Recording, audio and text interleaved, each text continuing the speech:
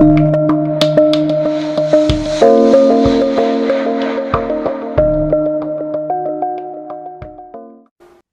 everyone, I'm going to be talking to you today about the first half of September and the total lunar eclipse that we have coming up in Pisces on the 7th. We are into eclipse season in a big way. So just before I get to the astrology, just a couple of things. Firstly, I really would like to thank you from the bottom of my heart for all the very loving comments that you send me. You know, they mean the world to me, and I'm often reduced to tears reading them. I try and read every one as far as I'm able and reply where I can, and I just really want to thank you for that, because some really heartfelt sentiments in there. So thank you so much, and it's good to know the videos are appreciated and all the work. However, on a very different note, sadly, I just want to make you aware that we have an awful lot of scammers out there, scammers galore. And I'm not the only person, anybody out there in the public is suffering from this at the moment. This is going to increase, fake channels, impersonation, all of that is going to increase as we go forwards, obviously, with AI. So I just wanted to let you know, apparently there are several fake AI YouTube channels of my work at the moment, and there's one that is particularly persistent. And so just to reiterate, this is my only YouTube channel. Pam Gregory Official is my only YouTube channel. There are no others that are legitimate. There's only this one. So I've never asked you to do this ever, although you very kindly have done it. I've never asked you to press like or subscribe, but if you press the subscribe button, you will get notifications from YouTube if I put out a new video. And if you don't press subscribe on any of the fake Pam Gregory channels, you won't receive those. But there's one that's particularly persistent. Several people have written to me about it, that is taking my content, rehashing it with AI, using the word terrifying a lot in the content. They have the thumbnails, which are the static visuals at the beginning of the video, are very kind of tabloid, sensationalistic, end of the world type stuff, with a lot of the predictable people we read about in social media. You know, the leaders, politicians, the celebrities, and it's kind of real doom and gloom. You know, God has spoken, end of the world. Well, that's not the content you will know that I like to share here. So, and the reason I'm highlighting it is, you know, because obviously I don't want to promote dishonesty either, but I've got some people writing to me saying, have you gone to the dark side? So no, I haven't gone to the dark side. So that's what that's about. And it's very easy to report any video that you think is fake or scam or abusive in any way. If you go underneath the video to the bottom right-hand corner, there are 3 small dots. And if you click on those dots, it will give you a report option, and then it will come up with a list of what you feel is appropriate, why you are reporting it. And it literally takes about 40 seconds. It's very quick. So any video that's, you know, you think is scamming somebody else, that's a really socially responsible thing to do. So I just wanted to highlight that in this update, so it reached a lot of people, because as I'm getting all these slightly strange emails about moving to the dark side, which is quite amusing, really. So, very importantly, actually, the way you know, in my case, is just checking the subscriber numbers. You have been kind enough to take that subscriber number for me over 400,000, and I couldn't be more grateful. The scam channels are at 1,000, 2,000 subscribers. That's the really quick and easy way to see whether this is my channel or not. So, you know, just in case you're in any doubt. Okay, let's talk about the astrology now, much more importantly. So we are into eclipse energy. We are into some very powerful last few months of this year, my goodness. And Eclipses are like wild cards. They very often bring up permanent changes in your life in a very significant way. And of course, we are in a bigger period, as I've been talking so much recently about endings and beginnings of so many cycles, whether it's the end of the Kali Yuga cycle, whether it's the end of the outer planets moving through their old signs into their new ones, and they're all converging over this short period of time that they're doing that. It's a very big time of endings and beginnings. I think that's absolutely undeniable, but the eclipses will emphasize that this month. Now, remember that Pluto moved out of bounds to the south at the end of August, and it will stay out of bounds until late November. And again, I'm going to put the conversation I had with Rosie Finn, the American astrologer who did this incredibly vast and detailed amount of research going back to 1800 BC, where she's tracked Pluto out of bounds to the north and the south. And as I've mentioned before, when it moves to the south, there is a much greater sense of the power moving back to the people. And that is, of course, reinforced by Pluto in Aquarius. Now, it's not going to be handed to us on a plate, but we are in a 20-year run of Pluto in Aquarius now until January 2044, of the power beginning to move back to the people. But we have to step into our sovereignty, stand our ground, etc. So it is remarkable that Rosie found that over the next 10 years, the last few months of each year, kind of August to September till the end of the year, Pluto is out of bounds to the south. So this is bringing up a more revolutionary period, reinforcing Pluto in Aquarius message. And then that doesn't happen again for a very long time. It's way over 1,000 years. And so this is like the grand finale, if you like, of the old systems and the old order. And that's just being reinforced at every level with so many cycles. Saturn moves retrograde on the 1st of September, and it moves into 29 degrees of Pisces. And it will stay at 29 degrees of Pisces for the first half of September. It will move back to 29 degrees of Pisces in early 26. And this, of course, as I've so often said, is the last degree of the zodiac. It's the anaretic degree. So it often brings up, urgent issues or issues that are harder to deal with. It's like the culmination of what hasn't been sorted out while the planet Saturn has moved through the sign previously since March 2023. And so this is bringing up issues around water, shortages of water. I'm living currently in an area, we've had the most incredible summer in the UK, I have to say. It's been wonderful for humans, but very hard on nature because we've had almost no rain this summer, which is, compared to last year, incredible. So we have hosepipe bans in various parts of the country. Water is very short. And it is in many places. So we either, in some places, have flooding, as we've seen in many, many areas, but also drought in other areas. And this is really the Saturn-Neptune conjunction hovering around the end of Pisces, beginning of Aries, because it's highlighting both not enough water and too much water. Because Neptune being on that world point, that Aries point, is highlighting water as an issue, one way or another. It's also highlighting fire, because in Aries, it's primal fire Aries. So we are seeing huge number of wildfires in many countries. So these weather extremes, sadly, I think are going to continue for a while for natural and unnatural reasons. So I think we just have to go with this because it's naturally part of the Earth's rebirth, but we know it's also caused, by all kinds of artificial stimuli as well.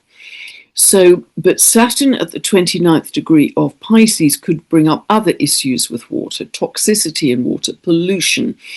It's also linked to drugs and pharmaceutical drugs and the media and that kind of thing. It's also at 29 degrees of Pisces conjunct a fixed star called Scheat, which is spelt Scheat. And that is a fixed star where there are often big issues, big challenges around water, particularly connected to the sea, accidents at sea, that kind of thing, shipping, that sort of thing. So we'll see what unfolds, but in a much more positive way, remember that this Saturn-Neptune conjunction is about making real the dream. And this whole period that we're in right now, Saturn starts to move on away from zero, those early couple of degrees of Aries, by about April next year, April, May next year. So between now and then, we are in this period of making real the dream. We've had our rehearsal through these last few months, summer in the Northern Hemisphere. We're gradually going into a period of retrogradation of the outer planets. As of the 6th of September, and I'll talk about that in a moment, we have Saturn, Uranus, Neptune, and Pluto all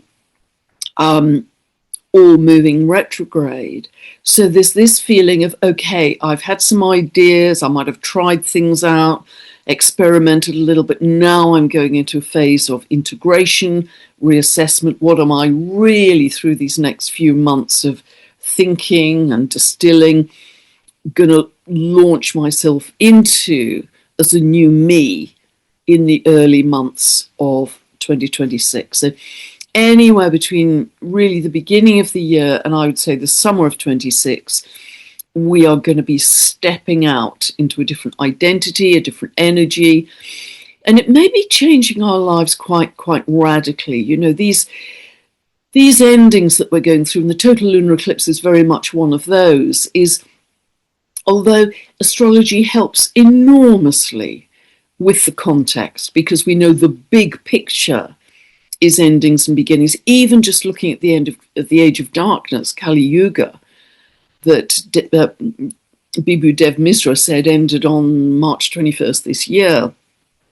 It still isn't easy personally or emotionally. You know, I'm going through some big endings in relationships personally in the local area, and I'm very aware of those big cycles, but it's still, you go into a period of grieving very often, and you have to honor that grief and bless whatever was in your life, whether it was a relationship or a job or an animal, or, you know, whatever it was, bless them for the time they spent with you. And then once that grief has moved through you can focus back into bringing in the new. But it can feel like a period of vacuum or void. And this is happening to many of us. So just know that I think that's a reassuring thought, that you haven't been specially selected for this. You know, it's happening broad scale, because these are the big cycles, and it's happening in layers of cycles that we're moving through. So really keep in mind, making real the dream. What is the dream that you are currently incubating, gestating, hatching, that you're going to give birth to next year? Because next year is a much, you know, it's interesting, I know very little about numerology, but I know this year is a 9 year, which is endings, and next year is a 1 year or a 10 year, however they look at it. But it's a whole, you know, it's a whole new beginning in a much bigger way. So the Earth, we've had a lot more seismic activity. When we had the new moon on the 23rd of August, the sun and moon were, that was right at the beginning of Virgo. They were sun and moon were tightly square to Uranus, and one of the possible manifestations of that was increased seismic activity. And that's exactly when we had a 7.5, a very large magnitude earthquake in the Drake Passage between South America and Antarctica. So, but we've had, you're probably very well aware, a lot more seismic activity. We had a big 8.8 recently in Russia, 7.5 as I've just mentioned, another 6.1 I picked up today back in that area of Kamchatka, I think it's pronounced, in Russia.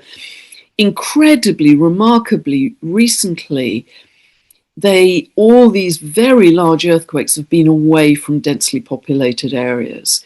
Barely any casualties that I've heard of. And if that was happening in a densely populated area, like a city with high-rise buildings, it would be extremely destructive. So maybe it is the efforts of all of the people, not just doing my meditation, but people all over the world doing different meditations, that have softened the impact and the damage. We don't know. We can't answer that question. All we can say is the meditations can only help.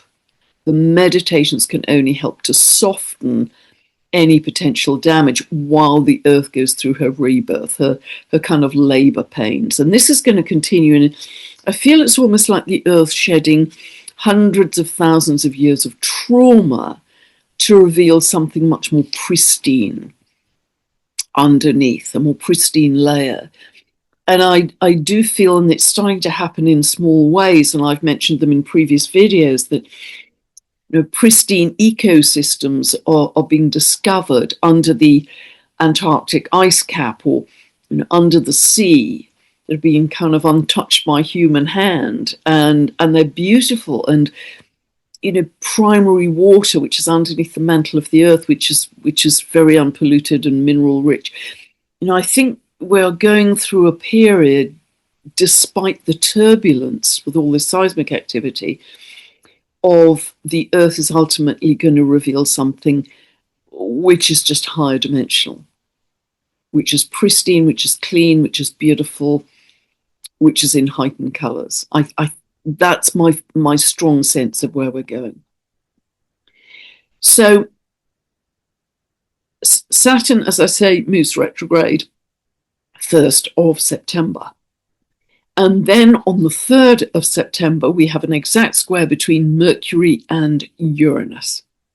And that's a square where Mercury is at 1 degree of Virgo, and Uranus is at 1 degree of Gemini.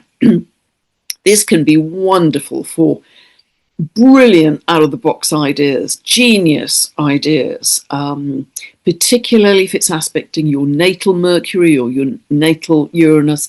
And by the way, if you don't know where all of these aspects and planets that I talk about in these updates fall for you, you can download a free birth chart from my website, go to this link below, get a 2-part video series, which you can watch forever, as many times as you like, to find out where these points are in your own chart and what it means for you in terms of the area of life and the potential meaning for you.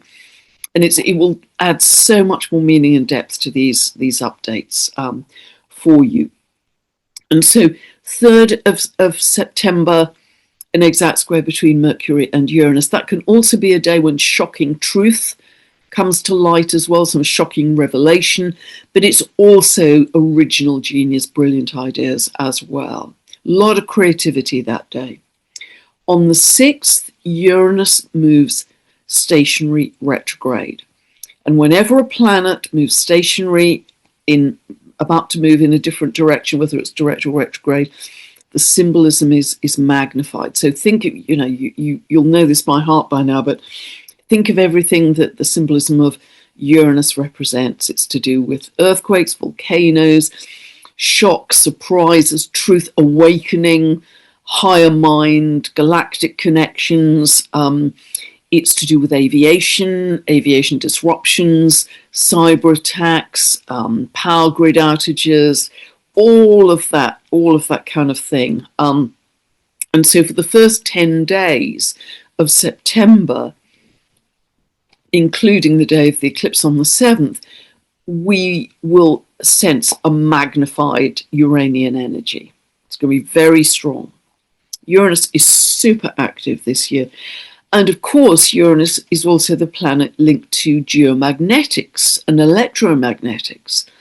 And what do we have heading towards us right now? 3I Atlas, which I talked about in my last video. 3 stands for the third recorded so far. I is interstellar, and Atlas, I understand, is the kind of software which detected this particular comet. We believe it's a comet.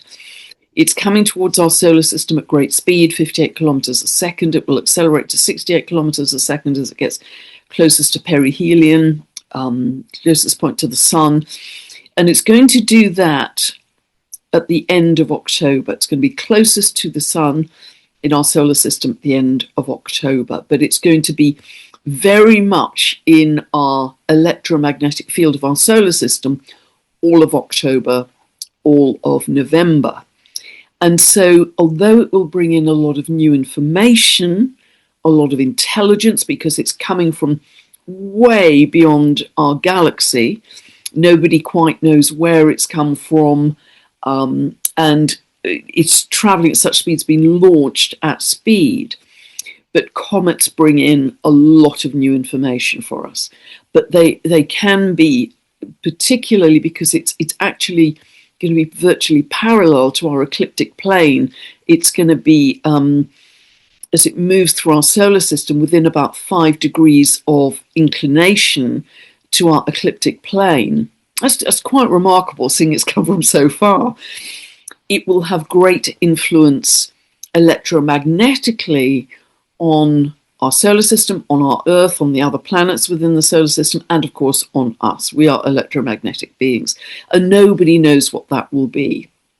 It may have a sort of destabilizing effect at the same time as bringing in very high level information. And that's really echoing the symbolism of Uranus, because Uranus is very destabilizing. It shakes up the old and the stale and the deadening to bring in this higher level of mind and understanding. So that's going to be one to watch through October and November.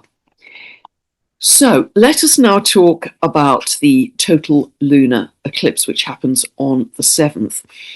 It is a long total lunar eclipse. This is in Pisces, 15 degrees of Pisces, 1523. And it lasts, the whole event lasts for 5 hours, 27 minutes. The duration of totality is 1 hour, 22. And this, I understand, is the longest lunar eclipse we've had since 2022. So it's quite long. It will affect Asia, Australia, and a lot of Europe. So a lot of important geographies with a lot of the world's population. And it will also, in terms of astrocartography, and oh, by the way, Africa will be included in that as well. Africa included. And in terms of astrocartography, it is running through India, China, and Russia, which means it's angular through those countries. And it's also angular if you take a line down, basically from Toronto in Canada through sort of the eastern part of the US down into Mexico. It's also angular there. So either the eclipse path or where the astrocartography falls, those are areas where the symbolism of the eclipse that I'm about to talk about are likely to be highlighted and felt for the next 6 months. Eclipses have about a 6-month duration. Lunar eclipses are like big full moons, and they very much emphasize either completions or closures, endings. Often people leave your life. Important people very often leave your life. Or you know, depending on where it falls in your chart, if it falls right at the base of the 4th house, you may move your home. If it's right in at the 10th house or close to your midheaven, you may change your work or even your career at that time. And the closer it is to the 7th of September, the more it's likely to be felt. But nevertheless, it has influence over the next 6 months. It is also, remember, because it's the culmination, it's the peak of the moon cycle, there can be a, coming to boiling point. And because this is in Pisces, the most sensitive of the water signs, there could be a lot of emotion coming to a head right now. I mean, the astrology at these times is extraordinary, isn't it? There could be a lot of emotion coming to ahead. And remember that we are in much more revolutionary times, with Pluto moving out of bounds to the south until late November. We're seeing that. We're seeing it very strongly in the UK. We're seeing it all over all over the world in different geographies, a much greater sense of revolution. Now, that doesn't have to be boots on the street. It can be a revolution of choice and withdrawal. It can be a revolution of love, revolution of always choosing love. But it's a series of choices that you're making which are different from the choices you would have made before. Let's look at it that way. This particular degree of the total lunar eclipse is a repeat, bizarrely enough, of what happened on the 7th of September as well, 2006, at 15 degrees of Pisces. So if you can remember what happened on the 7th of September, or round about that time, as I say, it doesn't have to be exactly on that day, 2006, you may get some kind of an echo or a vortexing up from whatever that was, and it will be in the same area of life. That's why it's so helpful to know which house area this falls in your chart, because the house defines the area of life. Was it your home? Was it your career? Was it your family? Was it your health? What was it? And try and remember what happened round about September 2006. So all the outer planets are now retrograde as of this total lunar eclipse. So let's take a look at this. Share the chart.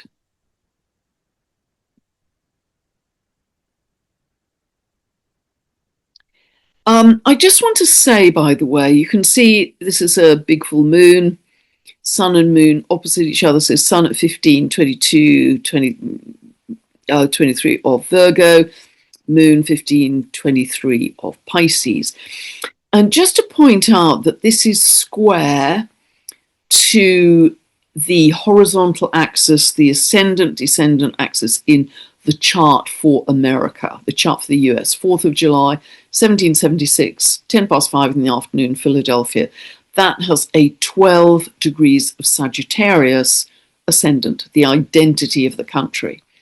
So at this total lunar eclipse, which is either a culmination or a closure or a shining light on what we didn't see before, there could be something really quite significant in the US around this time, because it's hitting the identity of the US.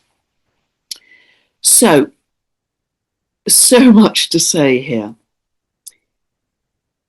This is, with every eclipse, it's either what they call a north node eclipse or a south node eclipse, i.e., is the moon closest to the north node or the south node? Well, here we see the moon very close to the north node 18 of Pisces. And so although it's the culmination of the moon cycle, so in a sense it's this feeling of completion or closure, nevertheless it is conjunct the north node of the moon, which is very connected to our collective soul's path of growth in this lifetime. So the closure has great purpose in feeding the new direction. This has great purpose in feeding the new direction. And it's yet again another whole mix of endings and beginnings, isn't it? Powerful endings and beginnings.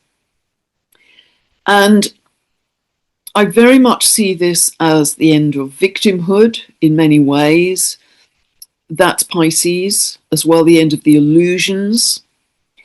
Pisces is also connected to the many things I've talked about in the past of the end of toxicity and pollution and drugs and deception and lies, etc., etc.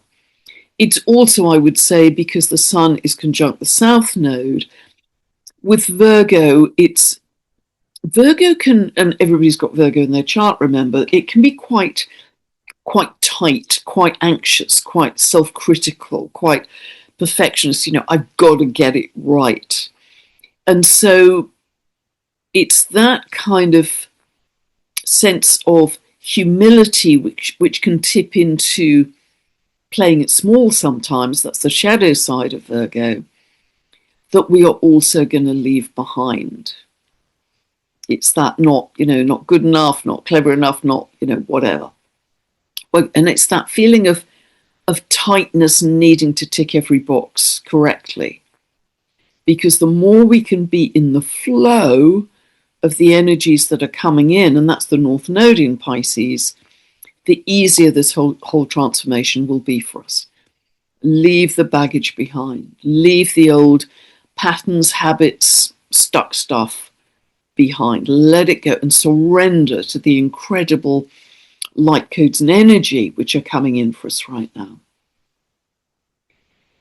So take the eagle's eye view, eagle's perch view on any endings that you're going through and see them as purposeful, and that you need to let these go. You need to leave them behind. And I think it's so easy when things are ending in your life to have a sense of feeling sorry for yourself, perhaps, or could I have done better, or that kind of feeling. And I'd like to suggest a very simple change of phrase with literally just a change of a few letters, because so often I think when we're in victim like that, we have a feeling that life is happening to us. Oh, I'm always a loser. It always happens to me. Things never work out for me. All that kind of grunge. That life is happening to us. But if we can reframe that as life is happening for us, then it becomes very different. You step out of victimhood. You step into your sovereignty in a bigger way. You start to see the benefit of whatever you're going through. And you also see whatever you're experiencing in a bigger picture. You put a bigger context on it. Now, I absolutely appreciate that if you're in a situation of war, your house is just flooded or burnt down, those are going to sound like very trite words. So I'm talking about, a more general, ongoing sort of situation. But, I can even go so far as to say, even in extreme situations where there have been floods and fires, and we saw this in North Carolina, in America, the way people came together, ordinary people came together to support each other, start to build temporary housing, feed each other. It was just heartwarming. And so even in the most extreme of situations, we kind of can discover our humanity at a deeper level, I think. But in a more normal run-of-the-mill situation, that change of life happens to me, change it to life is happening for me, then everything becomes much more positive and purposeful for you in general. I think it's really helpful to do that. So, and by the way, this total lunar eclipse, although it's at the same degree as September the 7th, 2006, this is much bigger because of all the other extraordinary astrology and cycles that we have at the same time. So this is a much bigger deal. Saturn and Neptune being on the Aries point, the world axis, for the first time in almost 6,000 years, that kind of thing. The other thing that's interesting to point out here is we have the centaur Nessus, Nessus, and the shorthand for Nessus symbolism is the buck stops here. And just to remind you of the myth, if you're not familiar with it, Nessus was a ferryman in the myth, and he was ferrying the wife of Hercules across a river. And her name has far too many vowels in it to pronounce correctly, but it's Deianira, I think, Deianira, and I'll put the spelling below. And he tried to rape her. Nessus tried to rape Deianira while he was taking her across the river.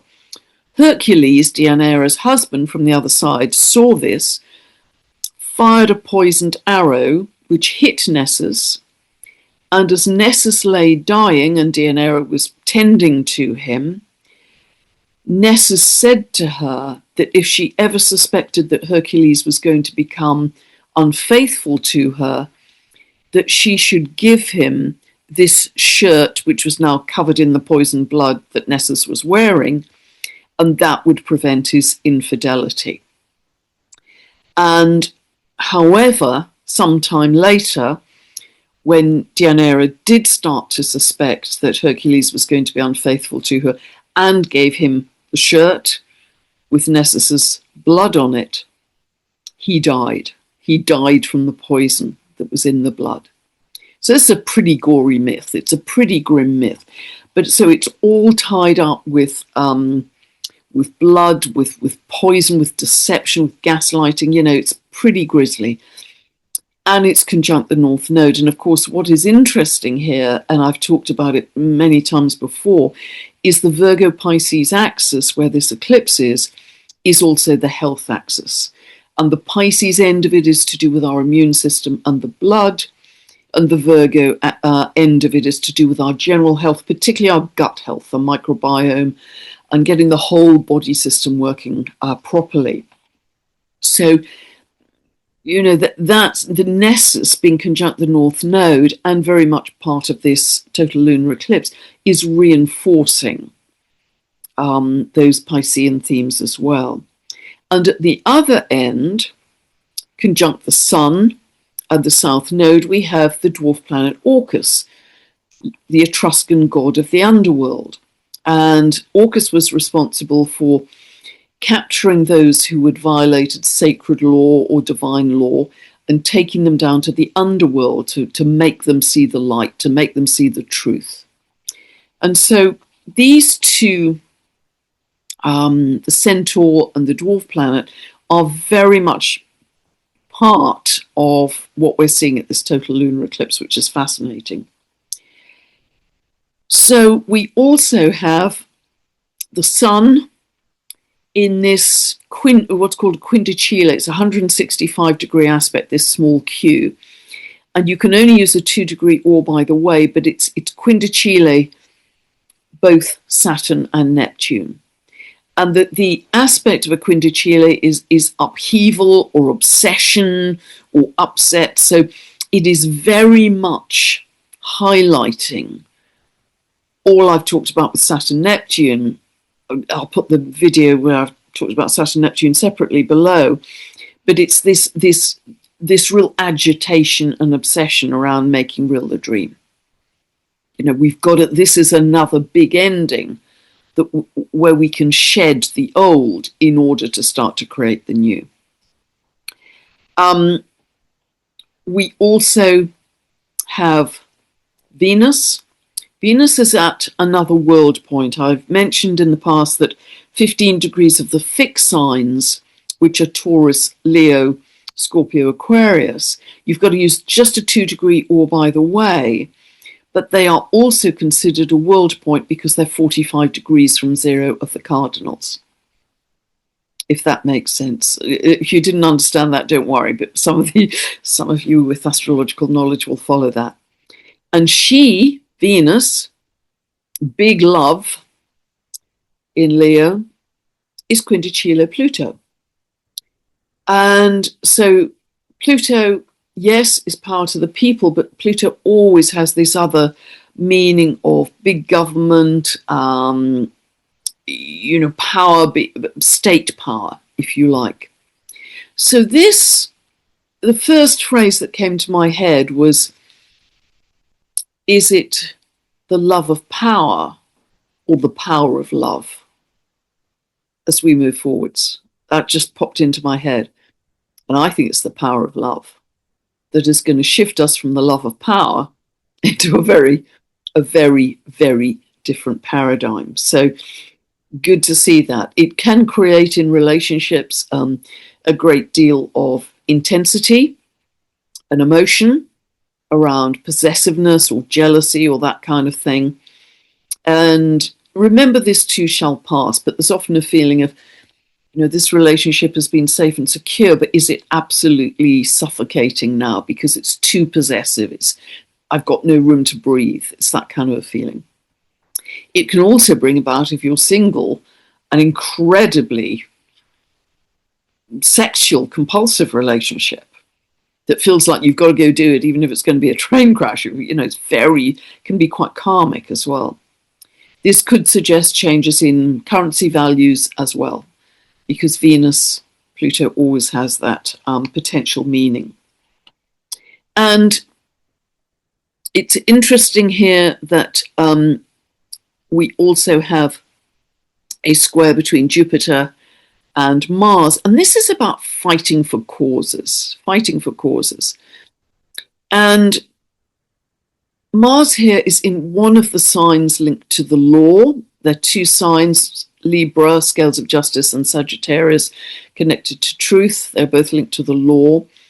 And Mars is in an exact, so you can see that green line, quincunx to Nessus. So 20 of Libra to 20 of Pisces and the North Node. So there's a sense of, you know, some fighting for causes, possibly legal, something like that. Nessus symbolism, the buck stops here. So very interesting. Will be very interesting to see what emerges.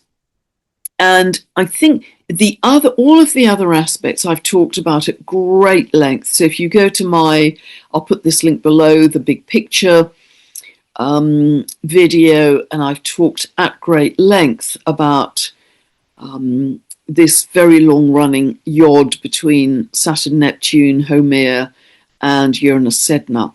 So I won't kind of rehash that because it's I've talked about it so extensively.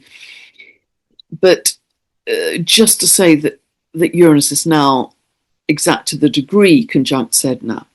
And so it really is igniting this sense of metamorphosis that I've been discussing so much. And I'll put the link for the video I just put out a couple of days ago called Convergences and Game Changers, where I'm pulling threads together from what other gifted people have been saying who are not astrologers about this period in time, these few months in 2025. And it's, you know, it really is a remarkably intense and productive and incredible time that we're moving through. So you can check that out as well. And I've credited all the people I'm quoting and linked you to their websites or their videos or whatever. And just to say finally, don't forget self-care. Jupiter is very big on self-care in Cancer. It's exalted in Cancer. So through all of this intensity, please put yourself first. You know, put on your oxygen mask first, because you can't help anybody else until you've done that. So self-care is very big here. So I think those are the main things that I wanted to say about this total lunar eclipse. We have a solar eclipse coming up on the 21st, and I'll talk about that in the next update. So I'm going to stop sharing now. And I just wanted to take a moment more to talk about Pisces, because it is the quintessential sign for water. And we are discovering more and more about water through science, through Veda Austin's beautiful work. And we are very aware that whether it's from our sun right now or from the galactic center, we are being showered to a very high level with new light codes. New light codes which are stimulating our DNA back into a remembrance of some of the gifts and skills we had in ancient times. But water, as Veda has said, is condensed light. So it's the water that is also carrying those light codes too. And the water, I feel, is becoming more, I want to say luminous, more radiant, more crystalline. I'm really feeling that because, of course, when we drink the water, we are liquid crystal. We're made up of water. By molecular count, as Veda says, we are 99% water.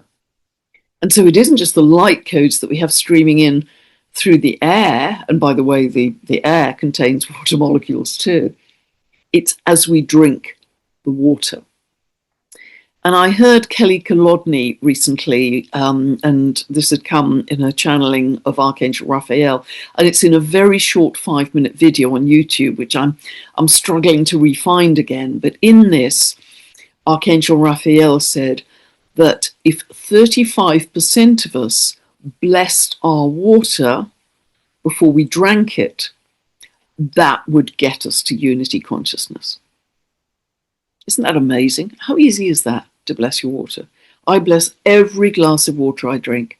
I bless it and thank it for its life-giving, health-giving, energy-giving, radiance-giving properties. I bless it before I drink any water of any kind.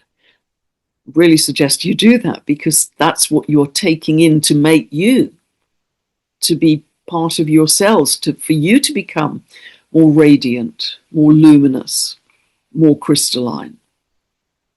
It's just so simple and so beautiful. So, and of course, the symbolism of us as humanity receiving upgrades via the water is Uranus sextile Neptune.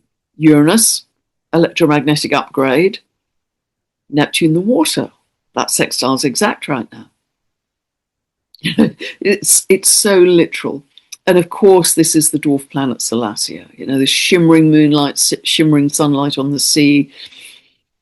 You know, I think it's also linked to light language. It's that absolute life force bursting forth from the water.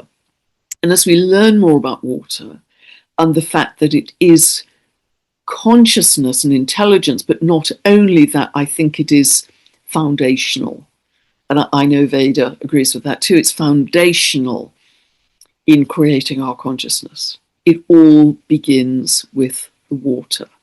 And I'm mentioning this to give additional reverence at the time of the total lunar eclipse in Pisces, so linked to the seas, ruled by Neptune, to give greater reverence to the water and stop seeing it just as a resource and start seeing it literally as source, because it is absolutely a form of source.